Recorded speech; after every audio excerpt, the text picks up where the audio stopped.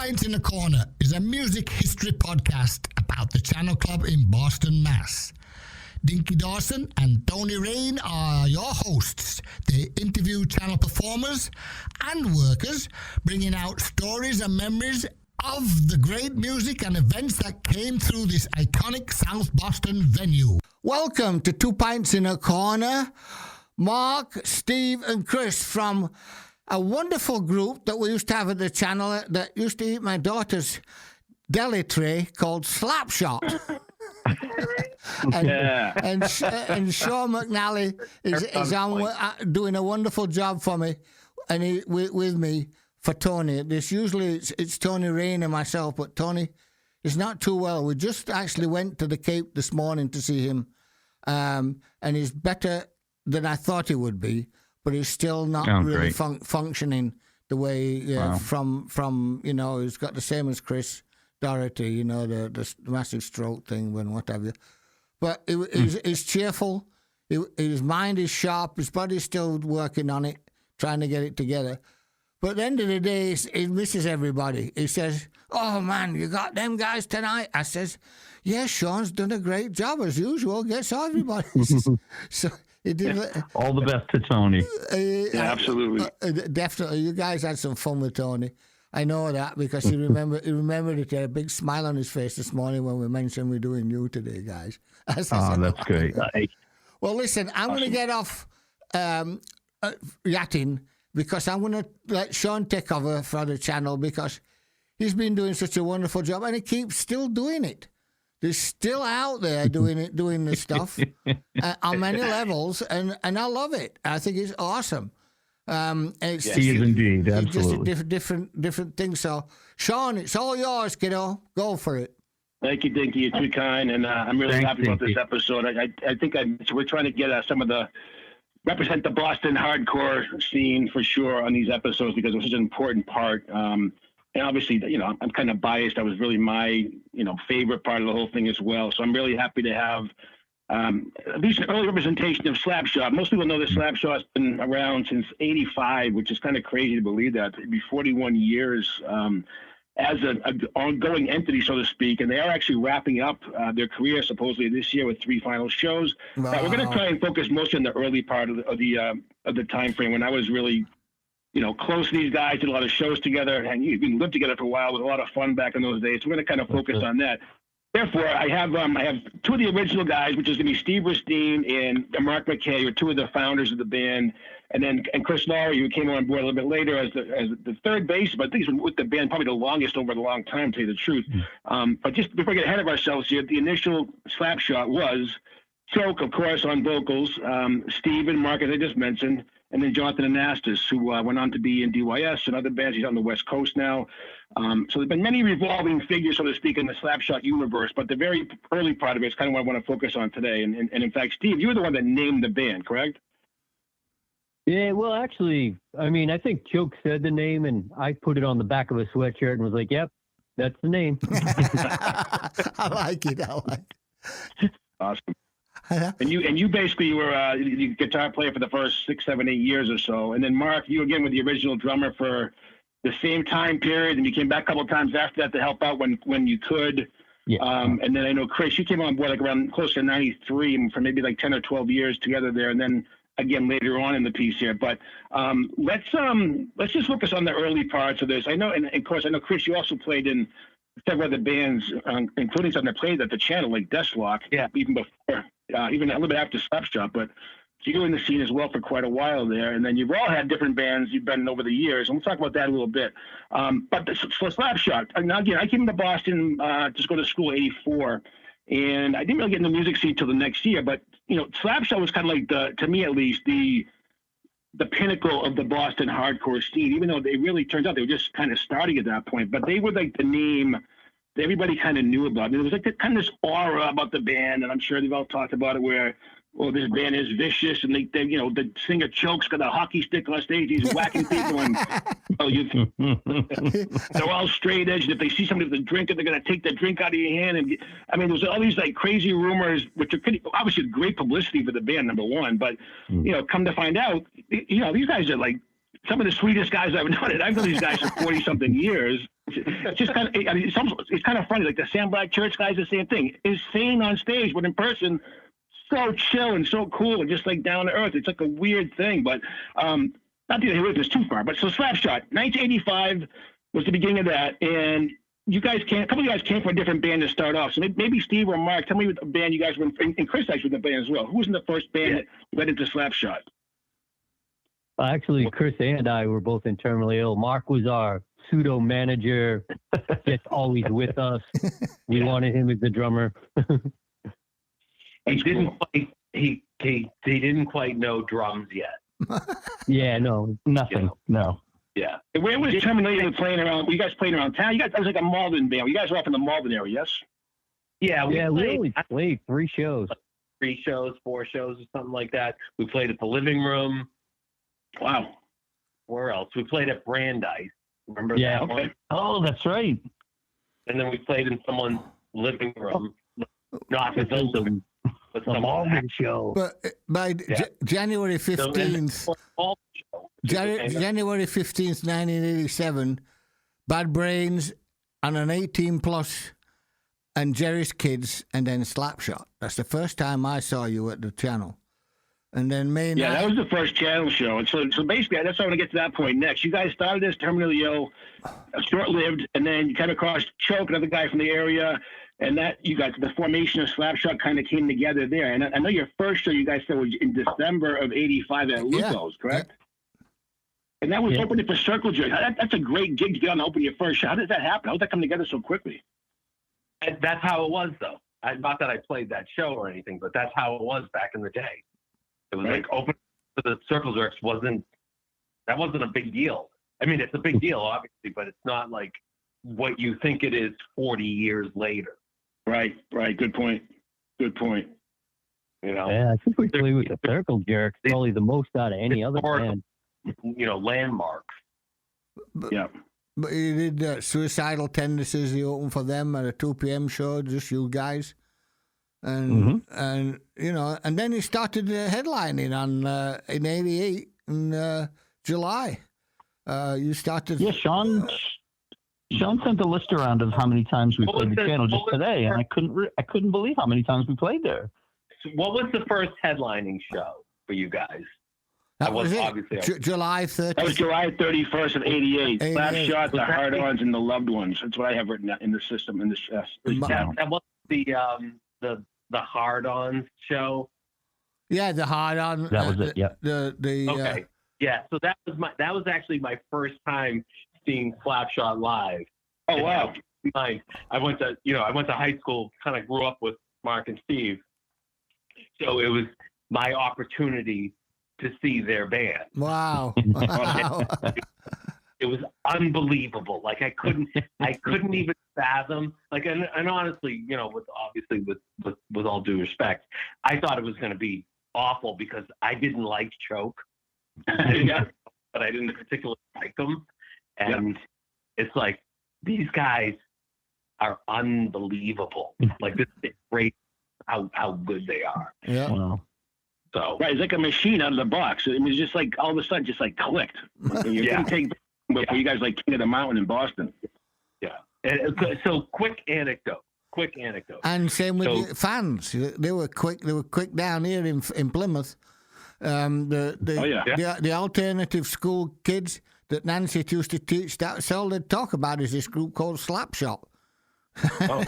And then I go and take a deli-in tray one day, and it's for Slapshot. I said, "Hey, they've risen to the occasion here in the channel. They're a #1 band, and the kids are coming all the way up from Plymouth because you had the early shows, 1 o'clock, 3 o'clock, 2 o'clock, you know, and that was the key.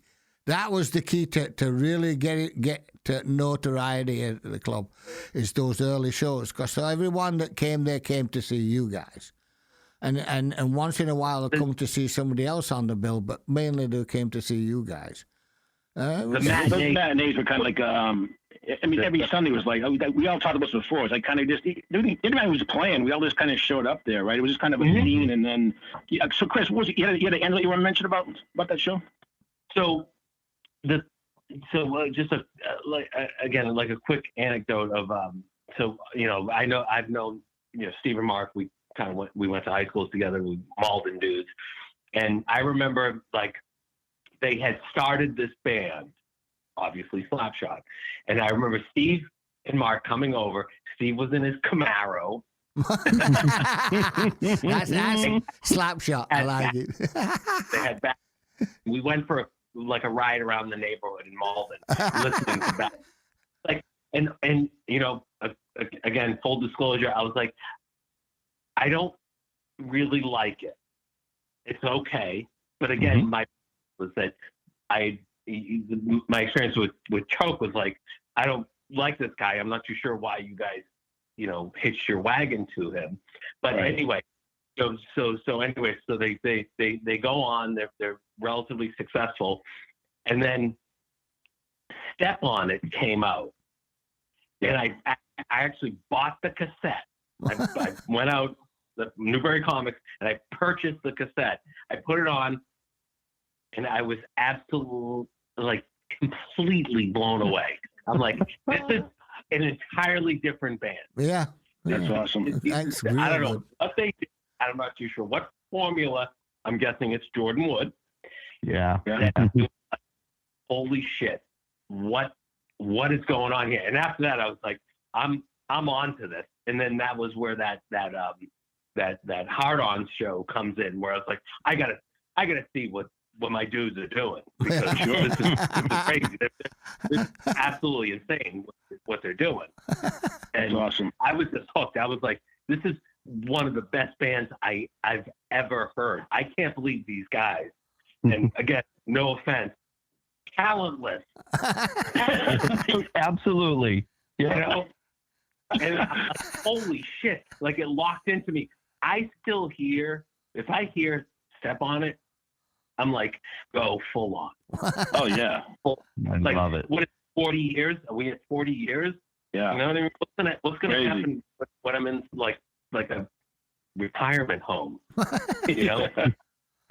They call me cops. I gotta tell you, Chris, presenting a band at a club like the Channel, with the incredible sound system and the like, you could see the band from everywhere. It's just such a powerful thing, You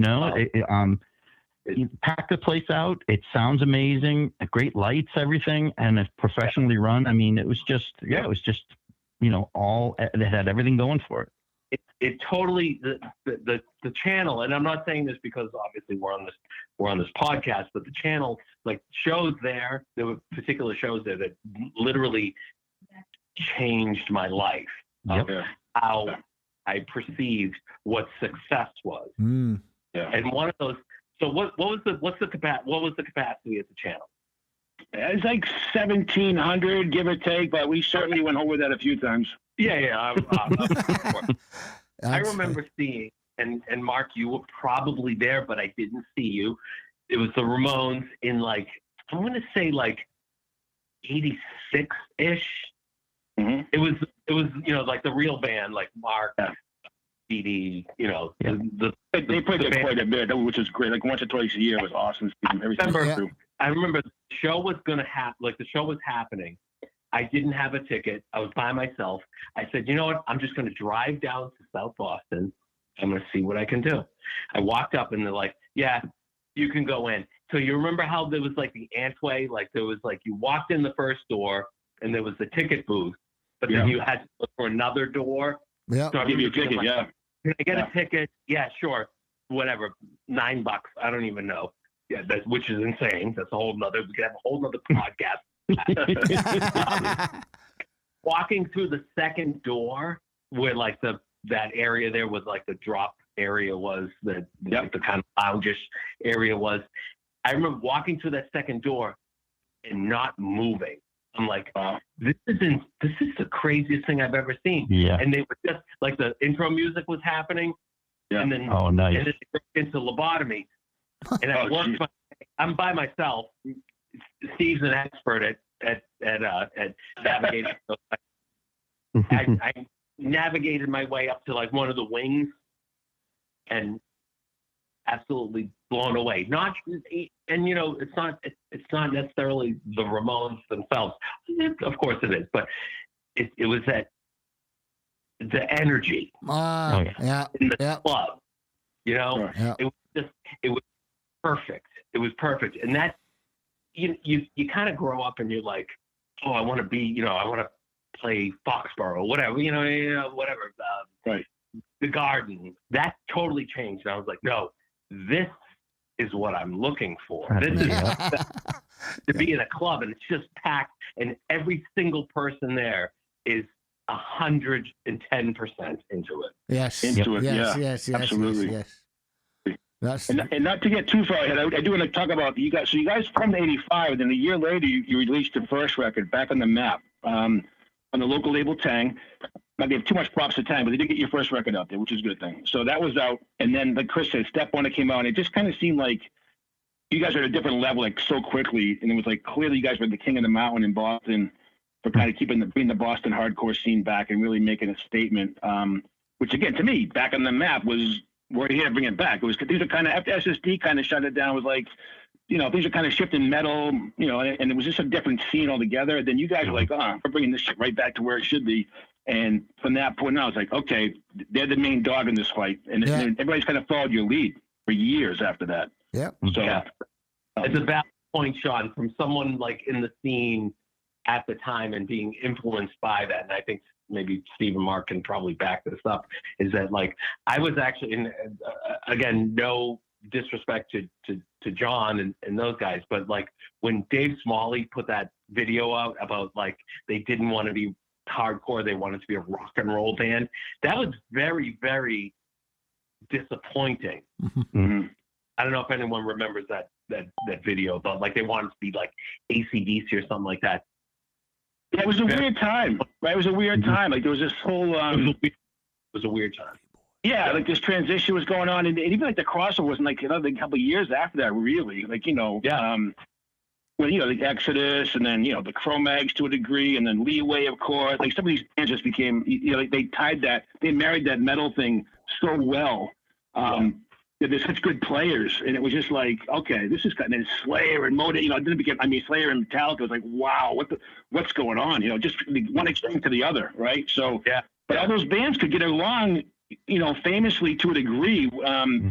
As there was, you know, there was obviously mixed, you know, where there's the long hair kids and the skinheads, and you know, the original. It was pretty rough there at times. It could be kind of rough in the pit where there was no love for the other side, so to speak, but. Over time, it did really merge to a great degree where you had, you know, bands like Leeway with, you know, these long-haired guys playing guitar. But you guys are all long-haired guys playing guitar. And, you know, it's just like, I guess it's okay to be that way. You know, it was kind of an observation or like an eye-opening thing to see you guys up on stage, like, you know, choking the phone with the skin there with the slamming his fucking hockey stick everywhere and busting his head open, and here you guys are just raging in the background. It was just like such a cool thing to see that, you know, the dichotomy that we could both be both the same. You know what I mean? Not you guys really a metal band per se at that point, but it was like, but you guys could still play hardcore. It was such a cool thing to see, you know? Yeah, I think people wanted that aggressive music still, like, you know, when the bands in Boston were slowing it down to, you know, AC/DC speed, which isn't necessarily slow, but it's slow compared to what we were doing.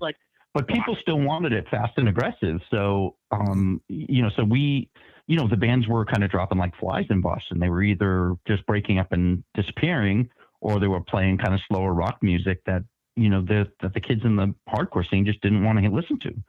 So we kind of slid right into right in the middle there. We just got lucky. And Choke was infamous at that point already, like when we started.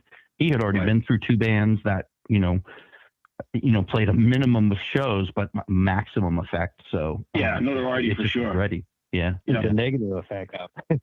Yep. Right. Sure. Absolutely.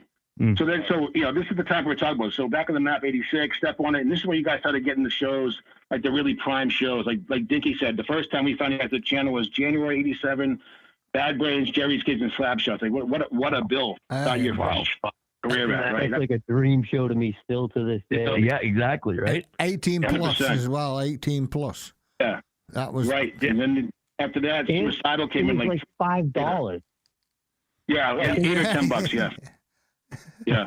Not much. Like a few months later, Suicidal came in headlining. You guys were the other band with that bill at 2:00 All Ages show, I think it was, which again helped kind of create that unity, with the underage kids or the all ages scene where people would come from all over the area to take the train in the Southeast so they could, or South Boston, get to the train station and walk over the bridge to the channel because you could meet all your friends there. You see the bands you love. You could go off, just go crazy for a few hours, get all that things out of your body, it was so great. It was such a great, at the time we're all so much younger, but it was such a great time to be alive, honestly, to see those shows and how cool it was, I remember the channel was a real destination, not just for the music, but for the parking lot scene beforehand, like Bob said earlier, just like hang out in the parking lot for hours and swap fanzines and see your friends and then see a great show, Right, listen to cassettes, each other's fanzines and whatnot. Yeah, absolutely, absolutely. So then your first headlining show, like Dinky mentioned, July 31st of '88. Slapshot, Hard-Ons, and On the Loved Ones. That was the 1 o'clock all ages show. The next one was the infamous Sham 69 show, which is October '88. Sham 69, Slapshot, and Grin. Now, those of us remember, Sham never showed up that day for whatever reason. It was an all ages 1 o'clock show. So we're trying to remember this earlier. You guys played. I think you played 2 sets that day. Do you guys remember the same thing or no? That's what I remember as well. That we played, either 2 sets or much longer or more than we had intended to, just to kind of, fill that time. Right. Do we know what happened with Sham 69? I still don't know. No, I don't. I don't know if the country just couldn't play Boston. Back then, it was like all the English bands would come across. They had to start the tour in Boston or New York. And a couple of times where this did happen, we had cancellations. They couldn't get the visas or they just couldn't. Visas or something, yeah. I honestly don't recall if I ever found out what happened to Sham. I have to assume it was something like that because I don't think they played anywhere else in the country that year on that trip. But it was mainly reggae acts that were always in there early because it was the first gig after they were getting in the country or the last gig before they left. But on hardcore and everything, the English guys were still having trouble getting permits to play and stuff like that. Yeah. And I think you guys did an extra long set that particular day because I remember it was really just the 2 and Grin. That was it. There was a lot of people there for sure. I know that because Sham was very, very popular at the time. Cycle song. And then we're going to be back on the map for the 3rd time. and then back on the map again. And then '89, you did Brad Grains, Leeway, Slapshots, Jerry Kids. That was a big show too. Wow! That was a big show and stuff. But then you started headlining for 3 shows in a row. 1990, 30th of September, and it was a 3 o'clock show. And the memory are the Buzz Tones and Mac Foster or whatever. But Sam Black Perch. Sam Black Perch. Sam Black. Yep. That was one of the first shows with Slapshot. Yeah. We're gonna spend some time on this one. So this is this show, and this is just for anybody out there. So I was working the channel for like a few years, security, whatever, and bringing a few bands in. But this was when I started doing shows together, booking shows. And this was actually the first show that John Regan, I'm sure you guys all remember John Regan from Top Secret Promotions. He was doing shows at the Rat and Bun Rags, and I was as well. And we kind of decided to merge our forces together because I think he knew I worked at the channel. He's like, oh my God, you shows in the channel now. So this was the first show actually that John and I did together as a cringe/Top Secret production. And it was unbelievable. It was Slapshot record release party for Sudden Death Overtime. The Boss Tones for Devil's Night Out, Maelstrom Step 1. All 3 had new records out, brand new records on Tang. Yeah. So it was this showcase, and I ended up speaking on, Sam Black Church on the opening act. They weren't even on the flyer because I was at the time I was managing them. I just started managing those guys to help them get some gigs, and of course to get them on this bill was a no-brainer to me. Get them in front of so many people, and it was a 3 o'clock all ages show, and we had like 800 kids showed up. And I just remember saying how it was almost like, I think even the bands were like, holy shit, what's going on? It was like, these are like 4 local bands. It was like, and it was like a packed, people going crazy. And it was like, damn, it's like, what do we got going on here? It was such an amazing show for so many reasons. That was unbelievable. And then we had to do it again on November 11th because it was another one of those days at 3 o'clock in the afternoon, all ages at noon. Slapshot, Wargasm, Wrecking Crew, Malaya Rage, and DJ Mod Todd. It was just one thing. And I loved how you guys emerged in the metal thing even more with that show specifically. But let's talk about that first 9:30 show. That was your real first time. I mean, you guys did him on a couple of years earlier with the Hard On show, but this to me was like really Slapshot's coming out party. And not even just but the Boss Tones as well, even Maelstrom and the SBC, because it was like, I don't know, just like everybody seemed to be there for the right reasons. It was just an incredible turnout. People were going crazy. All had new records. That was such an exciting time. You guys were going to go on tour at that point for the national tour. So give me some memories of that, either the show directly, that show exactly, or leading up to it, or memories from the show. I'll let you guys all listen to a couple minutes of this if you don't mind. Yeah. I think Chris probably has some good ones about that one. Yeah, that was like one of my first shows with Slapshot. Not my first show, but that's a different podcast that we'll have.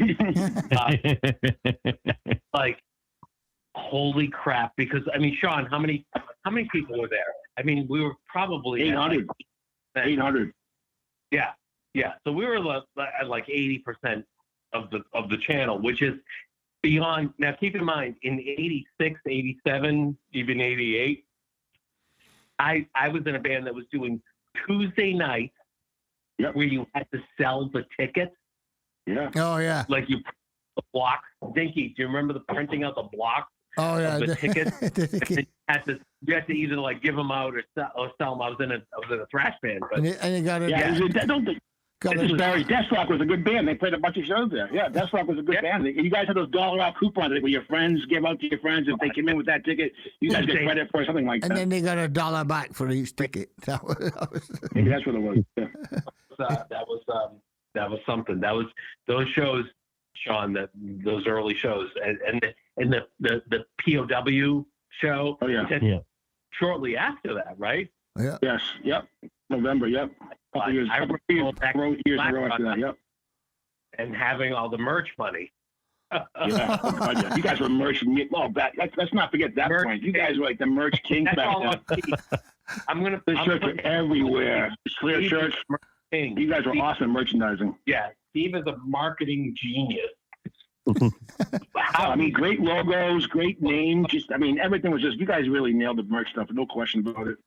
Yeah, no, that's all Steve. Steve takes all that. Yeah, that's marketing the band was Steve. Well, I'll just give you a quick aside. Like for Sam Black Church, we stole the whole Boston idea from you guys. You guys are Slapshot Boston. Like, okay, Sam Black Church Boston, and we did it forever, and it was really successful. We became big merch sellers as well after that. But I mean, it's just kind of. Mike, how about you, buddy? You're the guy behind the drum kit. You're the guy looking at it all right in front. You must have been an amazing sight. So, give me some thoughts on that show, if you don't mind. Oh gosh, I mean, these were shows that I just can't even believe I had the opportunity to play. Like, so grateful playing with bands that I loved and playing for my friends. And when you're at the channel, like you can see, the first, group of people that are up front there, and you can see your friends' faces and things like that. The channel stage was just incredible. It was so great to play. The sound was impeccable, so I just can't even believe the amount of times we played this. On that list really just blew my mind. But the thing is, nine times. This was the first. I had been there. I'd been there so many times. Like when I was in high school, I was going to these like new band matinee shows on Sundays just to check out some local bands. These are the first club that I went to when I was in high school, was checking out bands at the channel. So so to graduate and really like be playing on that stage, but also the camaraderie that you felt. I mean, you felt like even though you're up on that stage doing it, you're doing it with your friends and for your friends, but mostly with your friends. Yeah. Right. That'd be a totally crazy, like surreal. Like you just said, we'll talk about this later on in the call, but you guys all attended a bunch of shows there before you played there. So to actually come full circle now, here you are, the headlining act on stage, and it's like, it just was such a cool experience to get to go through. You know what I mean? That's amazing. Oh, truly. And yes. How about you, buddy? That show was just, like I told you earlier today, man, it was like definitely one of my top 3 shows. I mean, the Boss Tones, Maelstrom, Sam Black playing with us too. I mean, you couldn't have asked for anything better. Well, I could. My whole family was there. Your dad, right? Yeah, your dad was MC. Yeah, that was so great. Your dad introducing you guys on stage. Yeah, awesome. we almost needed to get the hook for him because he wouldn't leave the stage. I know. Yeah, we had a monologue. We're like, yeah, just go out and say the name. And he went out and said the name, and then he's like standing there practically in tears, like, oh my God, that's my son. A proud papa, man, for sure. Yep. You know, Yep. who could blame him? Yeah. I'll give you one more funny aside about that show. So, the show was obviously other bands had new records on Tang. So Curtis was, when Curtis was there that day to sell merchandise, he was saying, I didn't know you added a fourth band, Sam Black. I said, well, yeah, I'm managing now. I want to get him in front of some people. He's like, oh, I would put another Tang. I would have put the Titanics on. I'm like, no, that wouldn't have worked. Right. I think it's Titanics. It would have made no sense at all in that show. So I'm just like, nah. I'll stick with the bands we picked for this one. That worked out to be an incredible show. It worked out. Yeah. Maelstrom, which were 10 years, literally 10 years ahead of their time. Mm-hmm. Yeah, so good. So good. Yeah. No doubt about it. And that sucks for them because they could have been huge, but they had the mental thing nailed. They were really And anybody who doesn't know the name Maelstrom, try and go back and listen to like the WRS tapes and the demos. It's so incredible stuff. And some of it on step one is fine, but there's so much stuff before that, just incredibly tight, incredible musicians. And Zach is brilliant. Oh yeah. And Zach was one of your roadies for a while there, the Slapshot gang. Yes. Yeah, he actually was in the studio too with us when we were doing Sudden Death Overtime. He was in the studio. It's awesome. And again, this whole Boston scene family. Now Zach plays guitar in Sam Black Church, which is it's just kind of a full circle moment. And he, and not to forget this too. I want to mention we try to get Hank on the call. Hank, well, actually everybody knows who Hank is. Hank was like the official roadie for Slapshot and Straw Dogs, all the bands in that era from the Boston scene. But he's known around the world, and I would love to have his stories on here as well. He's such a character, and he's still around and still like best buds of all these guys. So shout out to Hank. And again, I would like that choke on at some point, and John, but we just figured I'll get the guys who I know locally, and we'll have a lot of fun to talk about. Just you guys together, a lot of memories to talk about for sure. And we could have other calls on the road if we have to. That'd be great. But just want to get your guys' input on all this stuff. It's a really important time in Boston music. And you guys just played towards the end of the club in '91 in September 29th. It was an all ages show that you were headlining, but that was with Leeway and Sam Black Church. But but after that, December 15th, which is the last show that you guys did there, was Bad Brains, Slapshot, and I believe Sam Black Church was on that one too. Yes. I think. If I'm not mistaken, the Bad Brains were 8 hours late. That's not that show. Different show, Chris. Yeah. Okay. Yeah, there's so many Bad Brain stories. Oh my God! But that show, I think we all worship at the speed of the Bad Brains. And maybe not so much the later years then, but early, man. Holy crap! There was nobody that anybody wanted to play with more than the Bad Brains. Like Sam Black Church, Slapshot was they were like idols to all of us, and just so legendary and so incredible, and such good dudes. Also, same kind of deal. Such good guys, fun guys. Steve, they were so cool. Steve, tell us a story. You mentioned a quick story about earlier. Brains kind of shouting you out or saying hi to you. Yeah. Yeah. Well, I mean, it was, of course, being such a huge Bad Brains fan was, we played with them a bunch of times already. And I was just walking by. I didn't think anything of it. I was just walking by HR and was like, hey, have a great set. And just kept walking because, I didn't expect anything. And then I hear HR say, thanks, Steve. And that floored me. I mean, that was like one of my top moments in life. It was just I idolize this band and he knows my name. That's cool. That's a great little story. I like that one. Yeah. Yeah, no, again, it's like when you meet your idols, they say that never meet your idols, be disappointed. But I have not seen that, especially in this community, the hardcore scene. I don't really, there's going to be some jackasses out there and assholes once in a while. But for the most part, I love meeting almost everybody in the scene because most of the guys are really, really good people, really good dudes. It's just like normal guys, like regular guys, like all of you guys. It's just like they're cool, and it's like. And even if you held them on a pedestal, like Steve said, I mean, the Bad Brains, again, to me, anybody, they're like my number one all-time, most insane band I've ever seen. They were cool guys, too, as well, which just makes it that much more fun, I guess, or more cool, right? They were good with us with the sound and everything and lights. So they were really entertaining in that level with their crew, and they knew what they wanted. They knew exactly what they wanted, and they got it. And not only that, they performed really, really well to everyone when they were all up there. Yeah, when they were on. They were just so tight, just so. Yeah, exactly. I think I saw them with. That's the word, tight. Yeah, 3 different lead singers or 4 different lead singers over time. But I mean, the early Bad Brains, holy crap! I mean, but even later on, they were just such a good band and so good. And again, they're like one of those iconic bands you just had to go see at least once if you heard their name. You know. I think them were the guys that pulled down the no stage diving signs. I have many memories of that when I'm, these all ages shows we were booking there and Dinky saying, "Sure, get them off my monitors." All you guys are doing head flips off the monitors on the stage. I'm like, what can you do, Dinky? I do so much. These guys are having a good time, and then no one's trying to hurt anybody. It's just, this is what they do. And it's like, what the hell's going on? They're not fighting. They're just having fun. They're getting some getting the angst out. And oh man, there was no better stage to play. Like you say, to show or to jump off of, or just perfect. It was so big, and the sound system. Oh my God, it's just like you're playing in the best place you could imagine.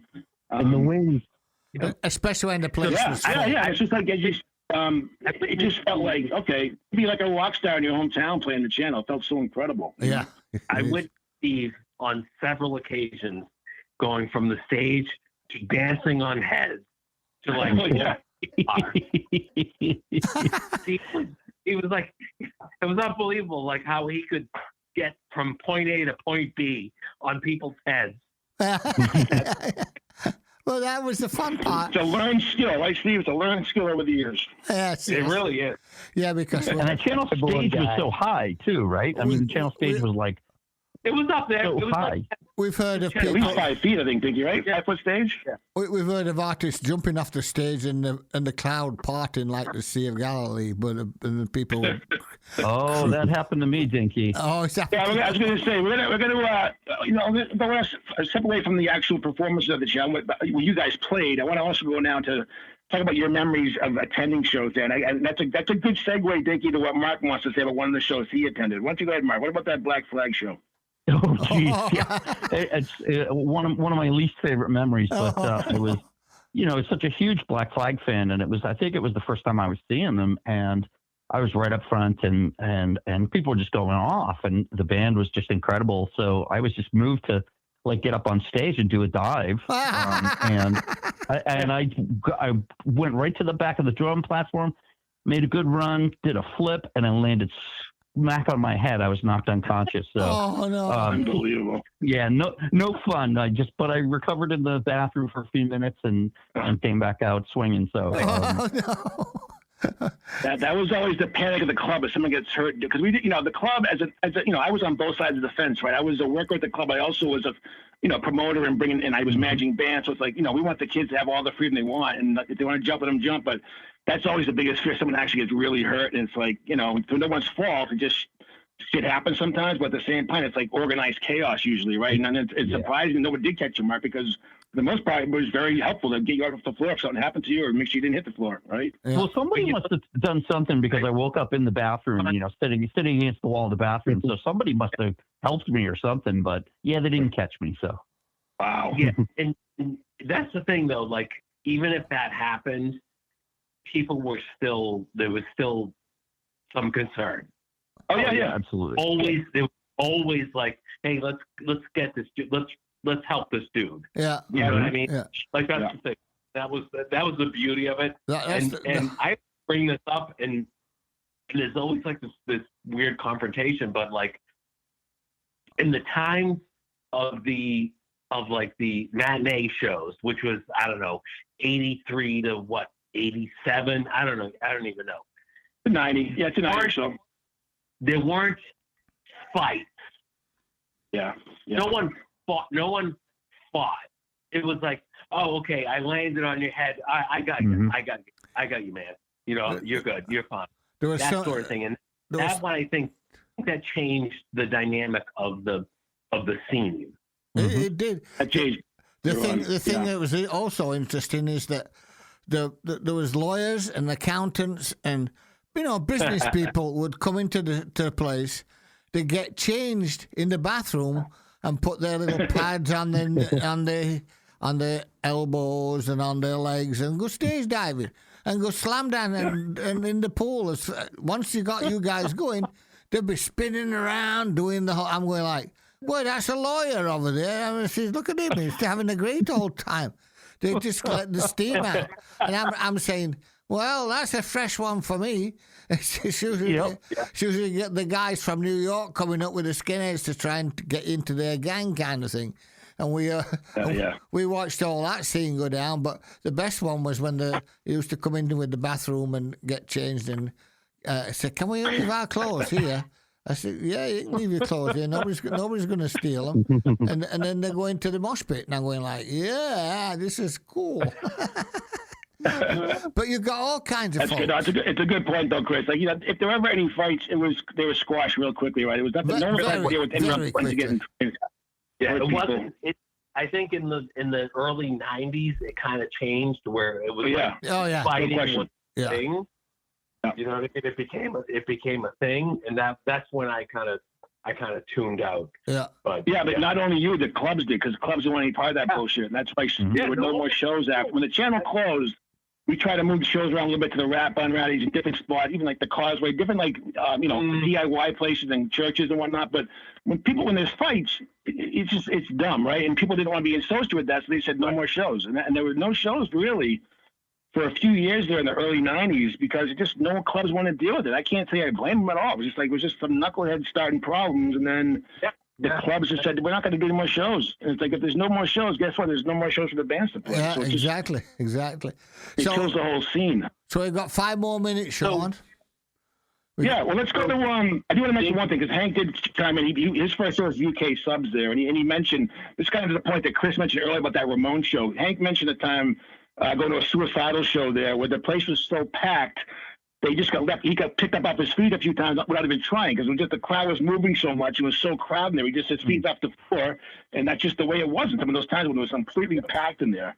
But Steve, you mentioned obviously Bad Brains, or there other shows that you did see there. You had a more diverse taste, I guess. You went to other kinds of music as well. Tell us some of the shows you attended as a fan. I forget if it was Eazy-E or Ice Cube, but it was Eazy. And then Big Daddy Kane in third base, Loverboy. Oh yeah, Loverboy with Hank yelling at the Mike Reno that he was fat. Oh my God! So going back to that, I had to explain Lover. I was like, Loverboy, really? That's pretty funny, man. Just a quickie, going back to that suicidal tendencies. Then they were in their bus. Do you remember they were in their bus? And what happened is Tony went out to pay them, and Tony asked for me to come into the bus, so I went and followed in the bus. They were playing a record I'd made with Steely Dan. Steely Dan and the suicide. Steely Dan. I'm like, well, you guys, you just came off there to the great old set and your hardcore stuff. Oh, yeah, we really enjoyed this Steely Dan stuff. That's awesome. That is awesome. But Tony started laughing. He couldn't believe it. He was laughing his ass off because he knew I'd do it. I can tell you, if Mark walked onto the suicidal bus and they were playing Steely Dan, he would catch fire. But you have to understand. That's what I thought would happen too, because suicidal tendencies. You've got to listen to all the people around them. That was, the Red Hot Chili Peppers. They're all from that same area. And there were excellent bands there. Even Red Hot came on a weekend. For all ages and stuff. But you guys were the hardcore-ish at that time because there was nobody really too hardcore, like you said, Bad Brains and stuff like that. But you were taking a lot of that stuff, but you were giving your energy music-wise. And that was the key to you every time. And that's why the kids down here loved it. Is because that's my music. Well, I got to tell Dinky, the club meant so much to us. It really did. It was my home when I was in high school. It was, the greatest shows that I've ever played were all played at the channel. The greatest shows I've ever seen were all at the channel. So thank you for being there for us. over the years. You're welcome. I'd retired, believe it or not. Then I retired from the road in that when I brought the equipment in. In '84, I'd just done the melody tent, so I'd been doing it MOR. I came in to do this, and I said, "Boy, it reminds me of the club I used to have in the '60s." I said, because I had the clubs like that in England. Hey, Dinky, incredible. Dinky, so I have so this is a memory that I have. I'm not too sure. So obviously, I don't really know you, but I believe we met. I'm gonna say like '86 or something like that. I was in a thrash metal band, but you told a story that I still tell people of that you were, and correct me if I'm wrong, you were on the road with Fleetwood Mac. Yeah. And you were loading up bottle caps with blow. You don't need to, you don't have to admit or deny either one. That's okay. Bottle but caps. I thought that was the best thing I had ever heard from anyone ever. And I'm like, this is the greatest dude I've ever heard. No, I used to. It was just some statute of limitations is long gone, so it's okay to talk about it. That's long gone, but I used to get these.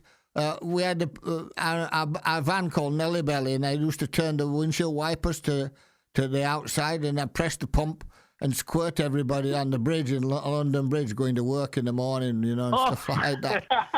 They were all looking around where the water came from. I got a bunch of people. It was great. I used to love it. But there's so many things we did at that time, but so many things later when I quit everything and come to the channel. Because the society and the music was changing. Music kept changing. It changed in '79 when the audience decided to become the artists. You were there along with it.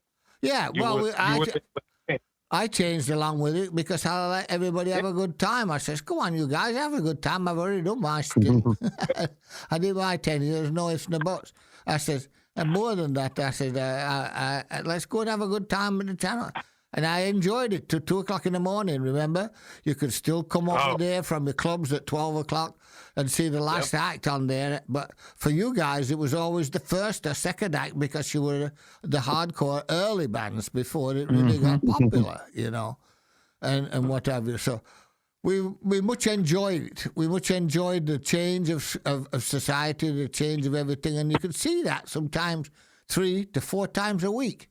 If not more, even with the local bands, it was just one event after the other that you guys and people like you loved it because you could play that damn big stage and have a great old time with loud well stuff. Put. And we're all glad that you're still playing. And I'm telling you, from my experience and everything, you got to play till you pass away because once you start getting lethargic and not playing, you lose all your feeling, all your momentum in life, and stuff like that.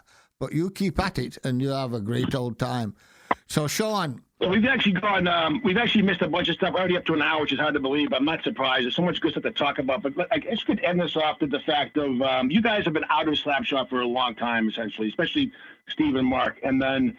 Slapshot's had the 35th anniversary a few years ago, and they did a couple of shows in the Middle East, and all of the ex-Slapshot guys, which is about at least 16 or 17 people, had this idea. I don't know if Hank came up with it or Mark. Some of you guys put the idea of the Slap Knot, and we did a Slap Knot show, which is like almost like a karaoke version of Slapshot. Playing that. I didn't with the whole reunion show. I mean, it was awesome. It was such a fun weekend. We raised some money for good causes, and a lot of people came in and played the role of Choke as a singer, and you guys all played Terrence backing the band. It was just such a cool time. 2 things from that weekend, though. One of the best things was when, at the end of the night, Steve and Mark and Jonathan came back in and joined Choke on stage and played the last 4 songs of the set. It was just so fucking cool seeing you guys on stage together doing that. It had been so long. And what a great way to end that weekend. And then the second thing I want to mention is that Slap Knot kind of gag thing actually spawned the current band you guys are in, which is Steve and Mark, and also Jamie, who played in Slapshot back in the day, and SSD. And then Daryl Shepard, who also played in Slapshot. And then also Glenn the singer from Wrecking Crew is in this new band, and they were a new band called The Long Wait, because it was a long wait. So they got back together from playing music together. I'm just so happy this has happened as a kind of an outflow of the whole Slapshot thing. There's a lot of drama over the years, but this has kind of been a fun ending to it with having the Long Wait guys who are doing a bunch of shows. Maybe you guys mentioned there's a couple of shows coming up. Do you have a couple minutes for that, Dinky? Yeah, I just have mentioned a couple of shows, you guys. Let's do that. Are you got stuff pending now that you're going to be playing? We don't have that many shows right now. We're playing a show next month at the Midway. I don't even know the exact date, but next 14th. month. I think it's the 14th. You're so good. Yeah, this will be broadcast like in a week or so. Anything a week out or more, you can definitely mention it. Yeah. Yeah, that's our next show is a month away. That's great. You guys really three other shows recently too. But yeah, keep your eyes out, listening audience, for The Long Wait. They have stuff on Bandcamp. They play out, maybe like once a month or so. It's maybe once every other month, but they're out there still playing. And Chris, what have you been doing with yourself the last few years? Give a little bit of update on what you're up to before we hang up. Nothing musical. I am literally retired. Oh, there you go. Well, before you retired, you started The Long Wait with us. That's correct. Well, yeah. That's awesome. Mean, if the opportunity presented itself, maybe, but no, in general, no. I'm kind of. We could retire, but just play at home. Just keep playing. Keep playing because that's what you brought. That's the love you have, and that's a biggie. And it's also kind of hard to top the memories you have with the band. There were a lot of great memories for you guys in this band. So yeah, definitely. Oh yeah, and I cherish those. And I mean, obviously, like we're in a big text chain every day with everyone. Yeah. So it's great to like. Well, I want to thank Mark, and I want to thank Steve. I want to thank Chris, and of course, I really want to thank Sean McNally because he's the pioneer for all this.